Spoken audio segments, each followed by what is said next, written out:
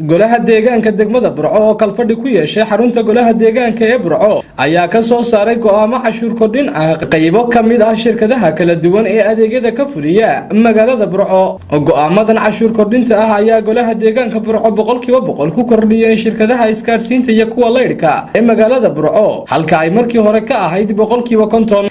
kalfadhigani oo ay warfidiyeenadu dibadda ka joogeen ayaa markii uu soo idlaaday waxa qodobadii ka soo baxay halkaasi ka akhriyay maayir ku-xigeenka ahna kusimaha maayirka Burco Maxamuud Xasan Jaamac Xoday. waxa halkan isugu yimid kalfadhi golaha deegaanka ee degmada Burco oo ku qabsaday oo kaga hadlayay horumarka degmada baadantu waxay nagu qosabtay inaanu wixii sharcigu na siinayay ee taariifada ku yaalay iyo wixii golaha deegaanku maanta uu isla gartayba inaanu idin sheegno oo shaacayno.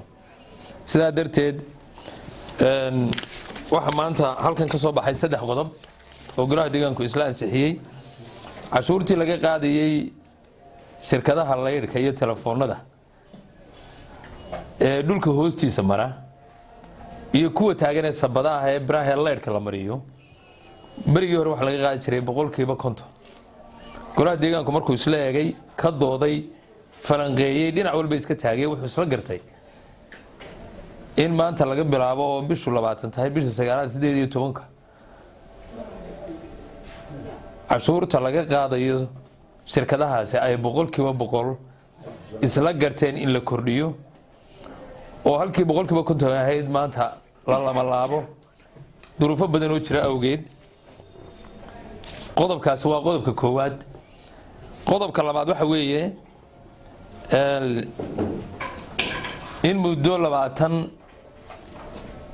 maalmood gudahooda shirkadaha leydhka iyo telefoonada iyo kuwa la midka ah inay soo xareeyaan telekoobkooda rasmiga ah ee ama dhulka hoostiisa u mara ama u taagan 20 cisho gudahooda inay ku soo xareeyaan.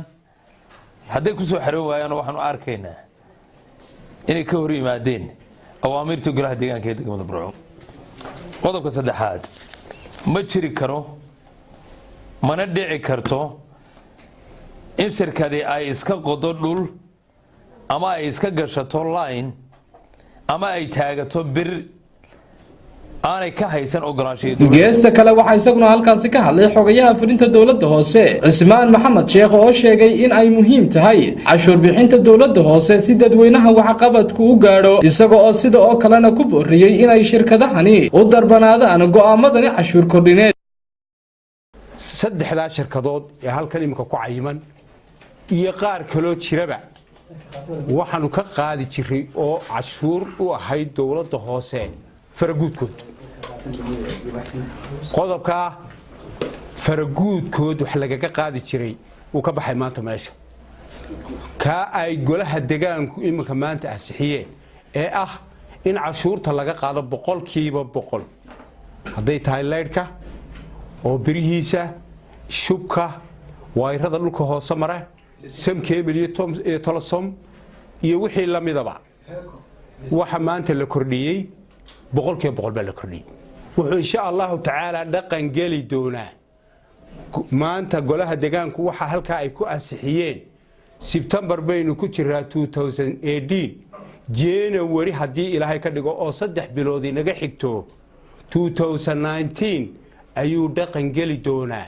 kalfadhigani ayaa ku soo beegmaya xilli adeegyada aasaasiga ah ee bulshadu qayb ka tahay sixir bararka baasan ee bulshadu la dala dhacayso isagoo oo noqon kiisii koowaad ee muddo 4 sano ah ay isugu yimaadaan golaha deegaanka ee magaalada Burco. waa fahmi kay saxirsi bulsha TV Burco.